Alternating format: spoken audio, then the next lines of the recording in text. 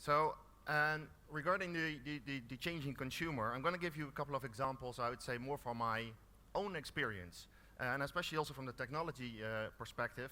I'm going to bring that to a very tangible, tangible examples of real life.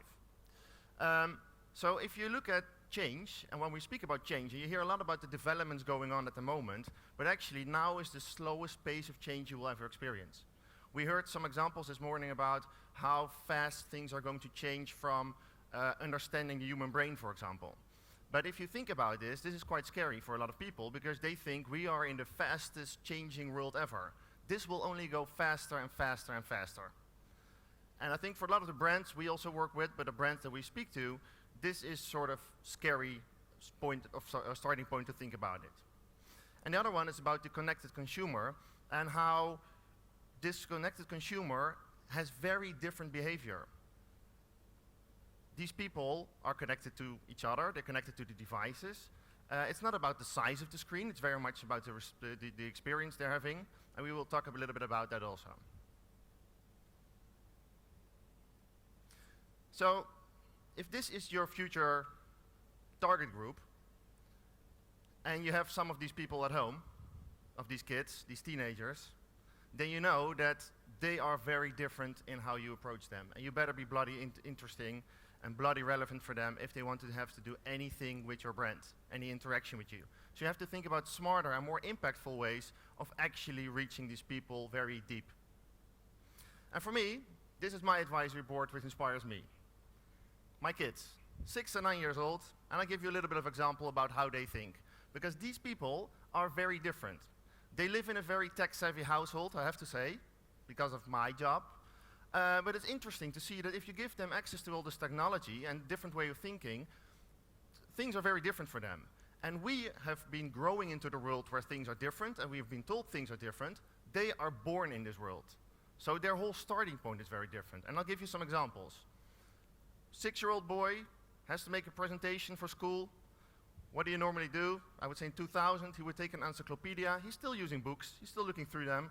But the other thing he does, he goes to Google, and he just presses the red button. And he's talking to the device. It could be the iPad. It could be the laptop. And he just says whatever he wants to have. He can write, and he can read. But he's so fast in gathering information. It's incredible how he can access any information in the world. If someone asks him a question, he knows that this is one of his options, and that he probably will get the answer. The other one about television. We talked a lot about television before. Be honest, my kids don't watch television on the wall. They're not interested in how the size of the screen. They are interested in the personal experience. I said we're very tech savvy, so we have devices that they can pick up, and they're still watching, but it's very different. The only ones who are watching the TV are me and my wife. When we watch a series, for example, we want to see something together. They're watching also together on the couch, on their own iPad, for example. They're watching what they want to watch. That's their social experience in there. And it's funny, because if you ask the 6-year-old, and Netflix, we're proud of one of our clients, Netflix says watch TV shows and TV movies anywhere and also everywhere. Then a 6-year-old boy says, okay, we're going on holiday next week. We're going to be in a plane. This is what I expect. He expects to step in a plane, and he said a couple of weeks ago, Daddy, when I get into the plane, can I watch Netflix? I Photoshopped this. You can't do this. He does not think about, okay, but how does that work with Wi-Fi in the plane? He doesn't care. How great would it be to have an experience that you actually have content anywhere, and you would step in the plane, you would log in, and you would have your own content, your own show that you're watching, and you can continue watching. Great experience. That's what he expects. A world without Wi-Fi doesn't exist for them. For them, it will be very normal to always be connected. It will not be if it's 4G, Wi-Fi, whatever, it will be always connected. I don't know if you've ever gone on a holiday with kids in this kind of age and you come to a place and you don't have Wi-Fi, you're kind of screwed. And next it's about the connection, and we talked about connected devices, and we think that only 1% of the devices is connected today. For them it will be very normal that all these devices are connected. This will grow very, very fast. As I said, the pace now is very slow actually of the connected devices, but this will skyrocket. I'm a very big fan of Singularity University. We spoke a little bit about it this morning, but I love this stuff. If you love any futuristic stuff and you want to know how the world might look like in 10 years from now, look for Singularity University. It's very much about exponential growth of technologies. And I'll give you one example. Take 3D printing.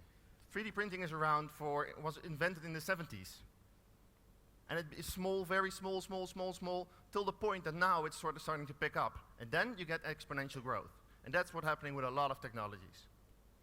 So these people are very different in the way they think, but also different in what they expect. What they expect from brands, but what they expect as an experience.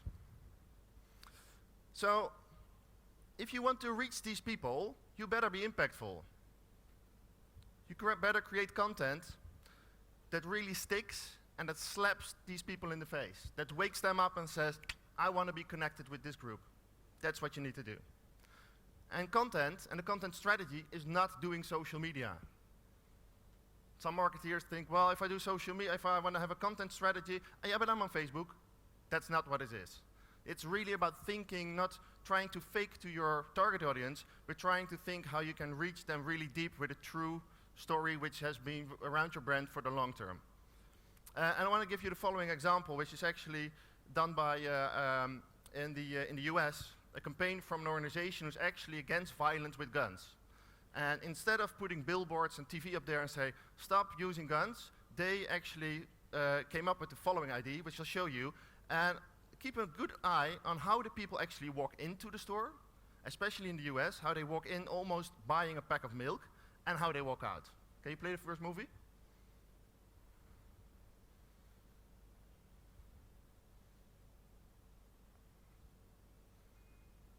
Can you put the sound up?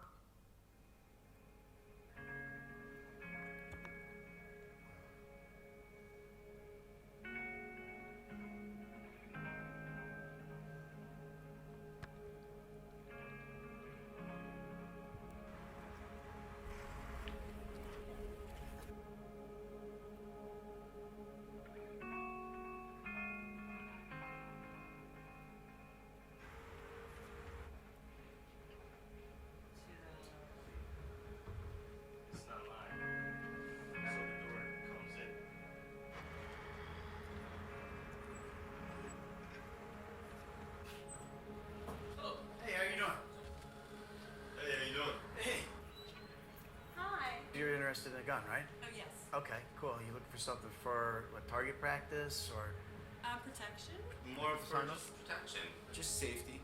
I'm pro Second Amendment, you know, so it's like, it's kind of hard to find that around in New York City, you know? It's like I was showing your wife, you know, the first gun I showed her was this revolver. It's the easiest gun we have to use. It's, you know, it's our most popular one. It's a 22 caliber 6-inch revolver. It's also a gun that a 5-year-old found in his parents' bedroom, went down and shot his 9-month-old baby brother with it. When it says shooter, 5-year-old kid, dead one, what does that mean? That's the history. This is the gun that the guy That's shot. the gun. This is the one? This is the one that the kid used? Holy Can't take this shit back after you do it. This is a 9mm semi-automatic. It's a very handy gun. It's easy to use. Carry it in a purse like that gal from the Walmart. 2-year-old son reaches into her pocketbook, pulls it out, shoots her. 12-gauge pump-action shotgun. Why don't you have a closer look?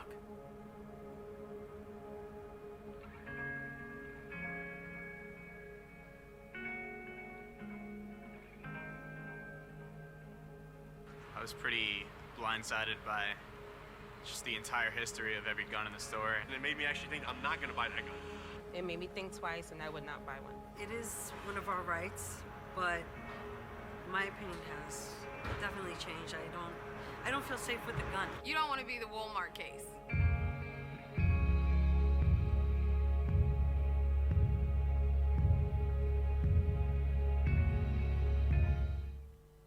This is what I mean with impact, right? If you watch something like this, and especially when you're getting onto this ride of feeling about this, and then it strikes you. And I think this is also what brands have to, how brands have to think about this kind of stuff. You cannot trick this, but it's very much about how you impact people and really leave something behind. And I'll give you another example at the end of that. And then it's about creating an experience which actually adds values to people's lives. And I'll give you 3 pieces of technology, and I'll give you some examples of how I look at them. And first, the first one is actually this one. Don't worry, it's a Dutch example. And it's actually an application for one of the biggest grocery stores in the Netherlands. And what they're doing is they've developed an application where you can make a shopping list together with your partner. You can synchronize it. Then you can look at your menu, for example, what you would like to eat. You can add your dishes exactly to your shopping list. That's where it starts. Then actually, when I walk into one of them, one of the stores, and I can also order it at home, but if I walk into the stores, it reorganizes my shopping based on the store that I walk into. Very smart. So I only have to go through once. And what he added now is that I can actually scan my own shoppings with my phone and put them directly in my shopping bag. I walk through the rest, I get a code at the end, I scan it, put my card in, I pay, and I walk out. I see some of you thinking, if they do that in my market, everybody would just fill their stuff and just pay like for 2-3 things. Actually, that's what everybody thought also in the Netherlands. Works very well. People are very responsible actually to do this correctly. But it's a really good experience. And the funny thing is, now it's still paying with the card, but you will be paying now with the phone or paying with your watch soon. All that kind of stuff is sort of really closing the loop of the whole digital experience, especially in mobile. And the other one is about 3D printing. I think I just mentioned it before, but 3D printing used to be all about this kind of stuff. I'll give you an example where I think 3D printing is going to be really big. And that actually has to do with Lego and Minecraft. This is Minecraft, for those of you who don't know. It's digital Lego. I still don't get why my kids play it on one side. I'm still starting to get it, but it looks really crappy. And I thought it was all about visuals. It's not at all. It's digital Lego. They can build whatever they want. Very creative way. So they're building their own structures together with friends, very social. And then they play in it and they walk around in it. It's really cool. It goes beyond any limitations. That's what the cool stuff is about this. But I would love to see my kids also play with normal Lego. And they still do that. It's not that my kids only play this. But what if you actually could print this? So you're building a structure. This is actually 3D printed. But what if you could actually print this in Lego blocks? How cool would that be? That you build something with your friends, that you send it somewhere, and they get a box at home with your own structure, which you have developed, and you start building it yourself. And actually, I didn't come up with that idea as the only person, don't get me wrong, but I mentioned this idea, and actually, 2 weeks ago, I was in a toy store, and I saw actually this. Minecraft and Lego already bringing this together in a box. This is not personalized yet, but you can see the steps making to that point. Online and offline Lego united. And the third one is about virtual reality, and I love virtual reality. If you ever tried Oculus Rift, you know that once you put this on, there's no escaping in this anymore. It's really powerful. And I give you one example what I think is going to happen, which is going to be stuff like this. You're going to have content we will die to pay for. What if you could join the opening of the Olympics, World Cup final, from your couch? Of course it's not the same, I get that, but it will be very, very powerful. If you put this on, concerts for example, and you would actually have the feeling you would be in the middle of this whole experience. And again, if you've tried Oculus Rift or some of the others, you know how real this world becomes around you. And of course there's the social aspect. A lot of people say, yeah, but I wouldn't like to do this with my friends. Don't worry about that. It will close that loop also. So, also about these technologies, it's very much about the impact it will make on people. And I want to close off with one small movie, which actually is not connected to technology at all. But it really brings back to the beginning of my story that the consumer is very much changing, and it's all about making impact. Don't worry, I will not go away with a very negative message, although this might assume that. Could you please play the second movie?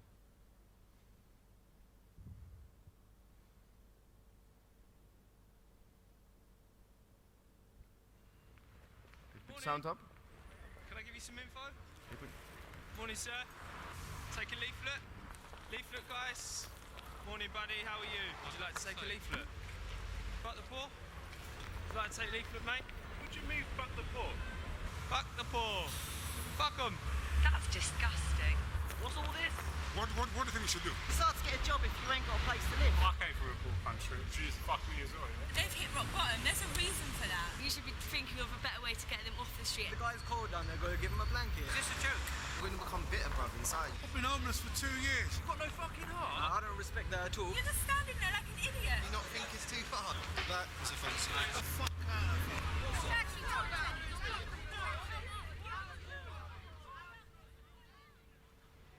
Help the poor.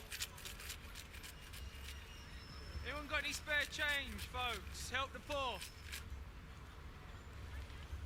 Help the poor, please, folks.